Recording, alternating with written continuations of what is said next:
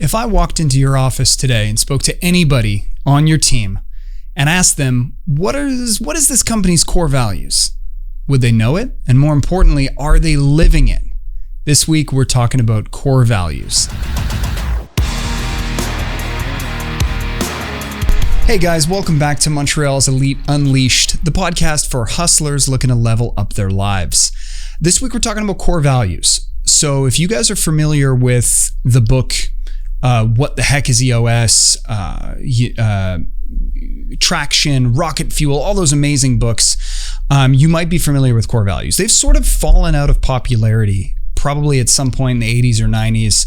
I guess companies started thinking they were a little bit cliché and they were having a hard time getting the people to really follow the core values themselves and not just look at them as, pretty words on a wall and nothing more.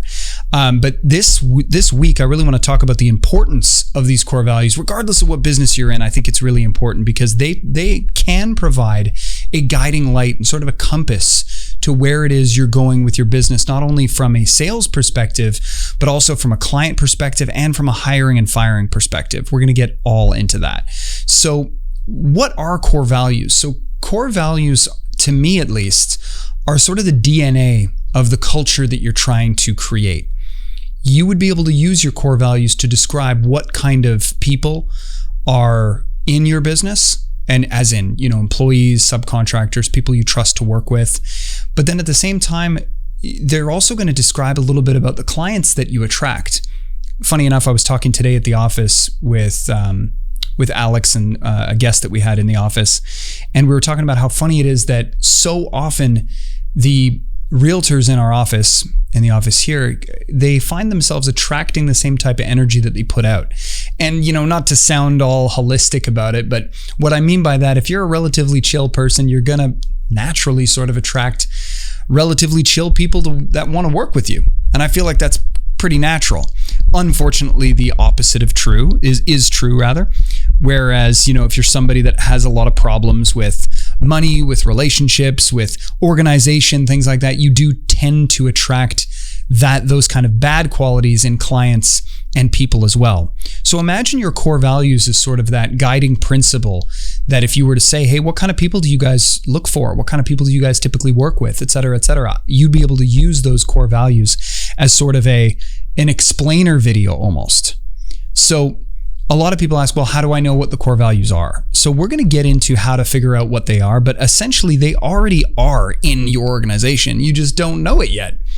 So whether they're good or bad.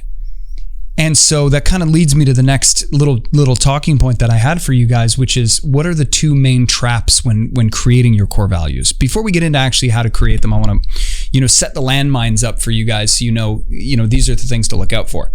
So the most common one I find is what we call an aspirational core value.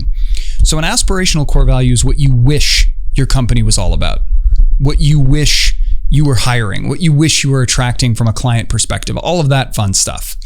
And that can be dangerous because you're basically setting a bar that you've never achieved and you've never held anybody in your organization to achieving. So that can be really, really dangerous. And that's why we call that an aspirational core value, because you're aspiring to be that, but you're not there. And it's also not even what got you to the success that you've had so far.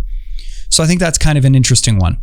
The other one, which I fell victim to even years after reading these books and years after implementing EOS in my business, but the other one was called a permission to play core value. And when I was reading the books for the first time and when I was implementing this, I kind of took no notice of it.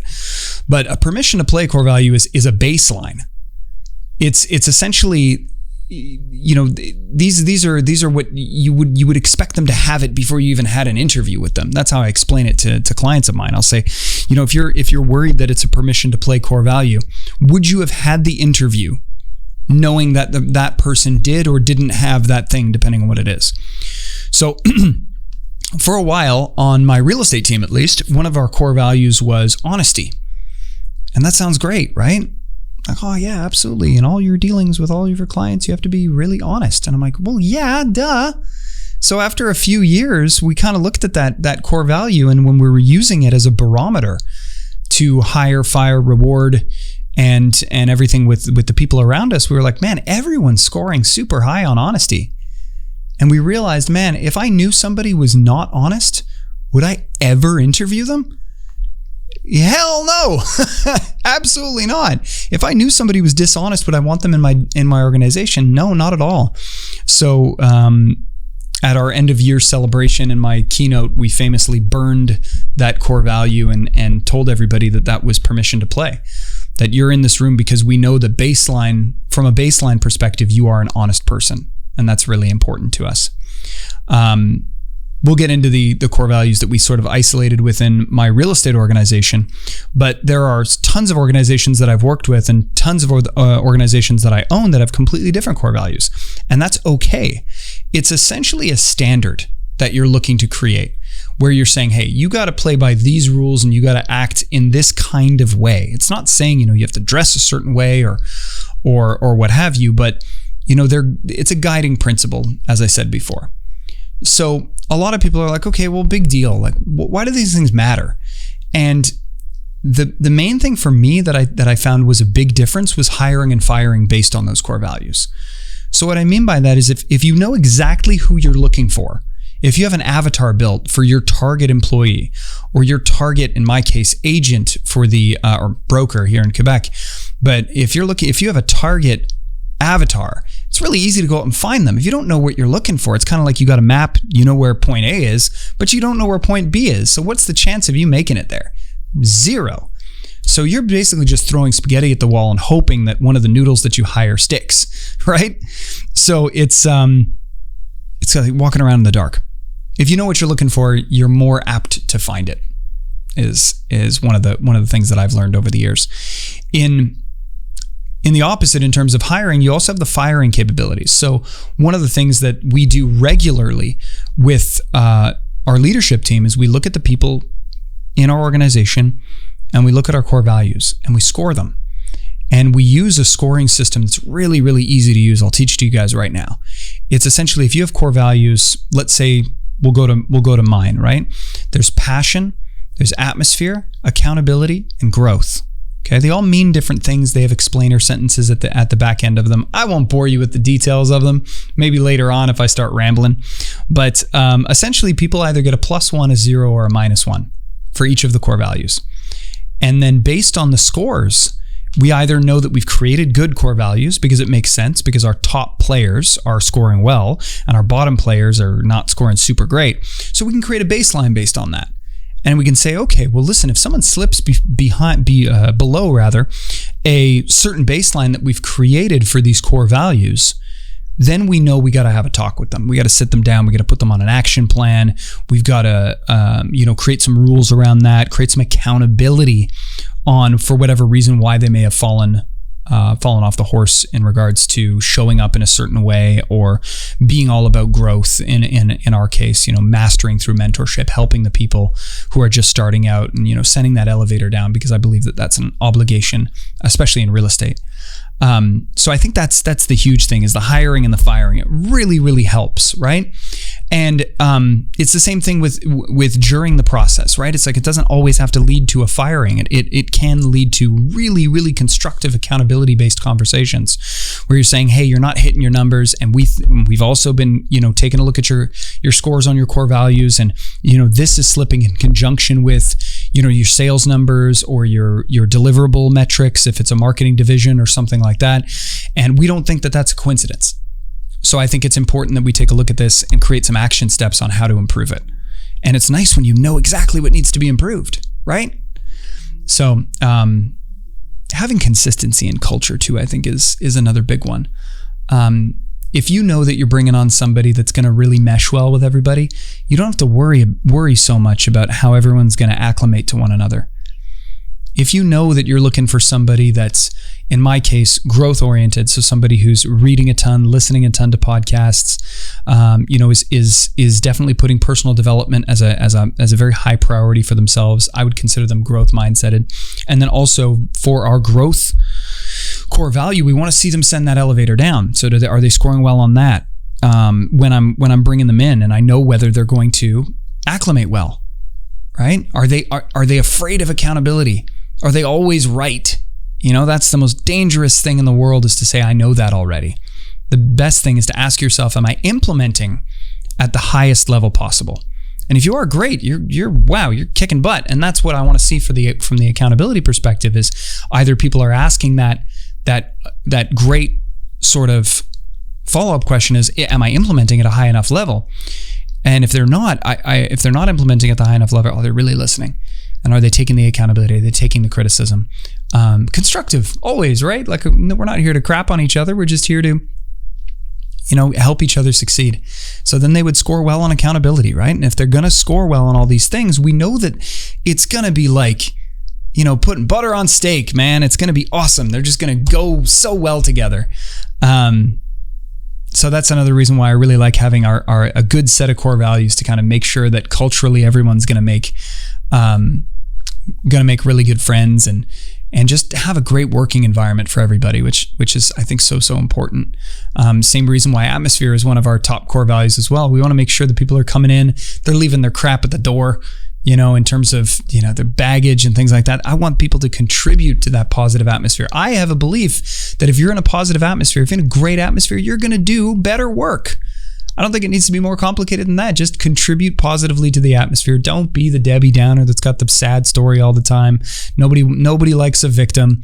It's no fun. I want to hear wins. I want to hear how people are. If you do have some stuff that you believe you're a victim on, I want to hear about how you're persevering. I want to hear about the hero's journey. That's what I want to hear about. So that's why I like atmosphere as a core value as well. In general as well, I think it can be a really good compass for where you're steering your company's ship, in terms of, you have a core value, you've got a core value, you got a mission statement, you got all the things to really make a great, the sort of the bones of a company almost. And now you're not going to get as much shiny object syndrome. And I know anybody that's an entrepreneur that's listening to this, you are lying to yourself if you're going to tell me, or you're lying to me then, I guess, if you're going to tell me that you've never suffered from shiny object syndrome. So that's when an opportunity comes your way. It is not in your wheelhouse at all, but you're like, look at the money I can make here. Let's throw some attention at this, even though you really, really shouldn't. I've worked with amazing people, some people that I respect dearly that have this affliction where they see the shiny object, they love the shiny object, they really want to do it. And what's great is if they have powerful core values in their company, it's going to direct them to not do that, which I think is so important. So you're able to understand, where am I directing my sales? Where am I going with all of this? So I think that's kind of why. Now I want to kind of show you guys how to go out and get it. So like I said before, if you're already an entrepreneur, if you're already running a business, small, medium size, you actually have your core values already. You actually have them. And so this is a little technique that I'll teach you towards the end of this podcast here, where you're going to be able to define exactly what your core values are. You're going to be able to isolate, who's scoring well on these core values and who might need a little bit of your personal attention to help level them up a little bit and get them back on track. So the first thing I want you to do is, and if you're driving right now, just think of it, I don't think there's any reason to pull over. If you're really committed, then pull over. This would be awesome. But think of the best person that you have, and then think of the second best person. And if you could, describe everything that makes them so damn good in your organization. Because most of the time, it's just like a handful of qualities that you just love about this person. How are they showing up? How are they in their preparation? How are they in their execution? How do they think? What is their default personality setting? Think about all these words that you'd use to describe them, and list out. You should, once you've listed this out, you should have at least 20 words. At least 20 words. And we're not going to be able to do this entire exercise on this podcast because I'm trying to keep it, 20 minutes, give or take. But I think it's really, really powerful exercise. So I do want to walk you through all the steps. So once you have, the 20-ish, give or take, words that you would use to describe these people, what you're going to do is play a little game. Right? So you're going to take these and see if any of them you really, really like. Now, if you're a large leadership team, you can do this together. You can do this all in a boardroom. You can do this offsite, wherever you want to be. But if you really like it, you got to keep it. And you do this pass a few times on the list, okay? But if you really like it, you got to keep it. If you're a large leadership team, anybody that raises their hand and says, I like it, got to keep it. Cool? So once that's done, you also want to see, okay, is there any that you all kind of simultaneously say, that's not that important, I don't care, or maybe it's a permission to play, or maybe it's aspirational, well, any of those trappings that we went through previously. Maybe it's one of those, okay? Also, you're going to find that certain things that you've written down are actually redundant. You've written them down 4 or 5 times. They're just said in different ways. And there's certain things that all kind of mold into one thing, right? So I've done this exercise for other companies before, and we did just to try and isolate what core values are important to them. And we went through it, and I saw coachable, learning-based, things like that. And I'm thinking, I'm not giving them the answer, right? But I'm like, hey guys, anyone's here that you think might be able to be combined? And inevitably those things get, combined, and either a new word is formed to kind of put them all into one, or one is just so standing out, it's perfect. They love the way that it resonates with their company, and I think that's awesome. So now you've got your top people, you got everything that describes what makes them a top person in your organization, right? Try and be specific of why this may not be perfect anywhere else, but it's perfect for you. And I think that's where the rubber meets the road. And so you go through it, you see which ones you want to keep, which ones you want to get rid of, which ones you want to put together. And then you're going to find yourself with, hopefully, a handful of these, what we call core values.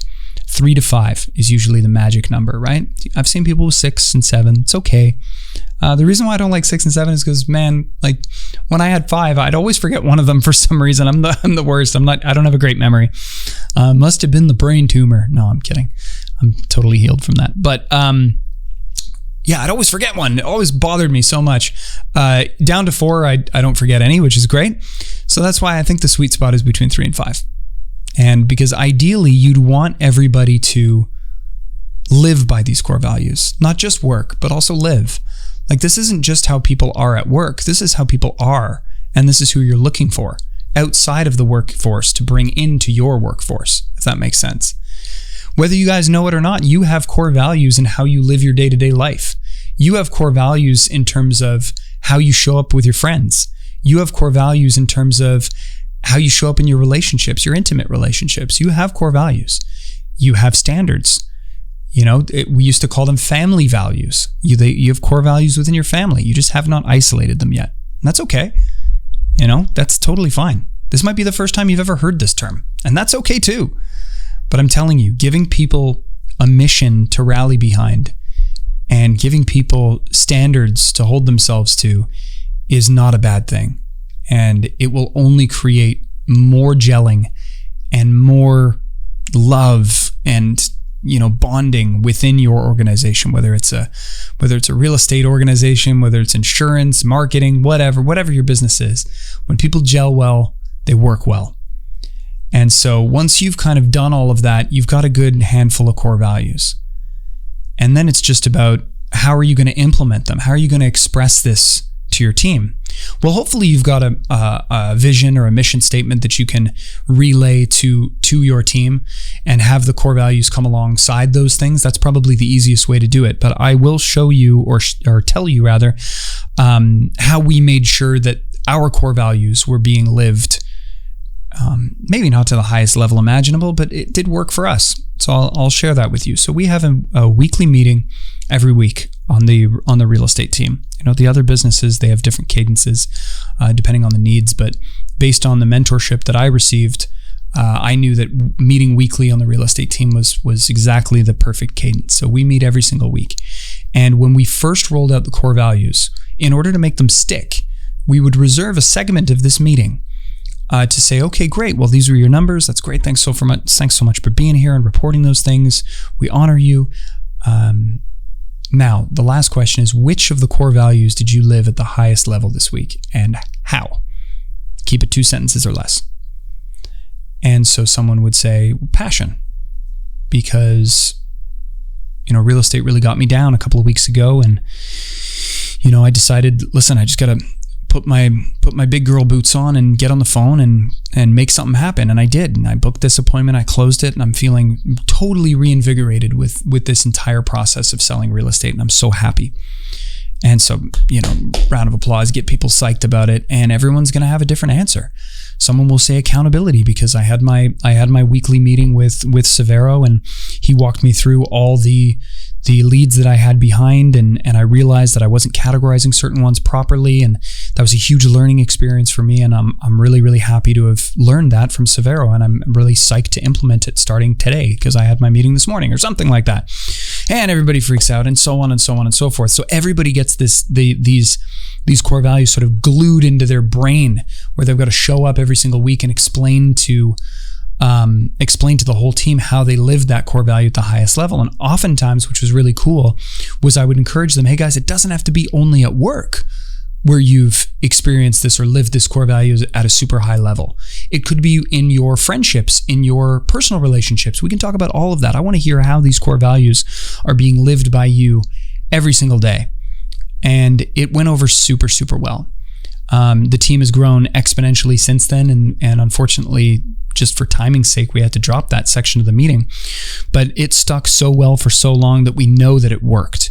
And we know that any single one of our people here in the organization, at least in the real estate team, could tell you our core values and know them all off by heart. And they are living them.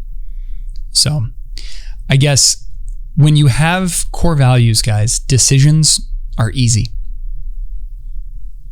Thanks so much for listening to this week's episode of Montreal's Elite Unleashed, the podcast for hustlers looking to level up their lives.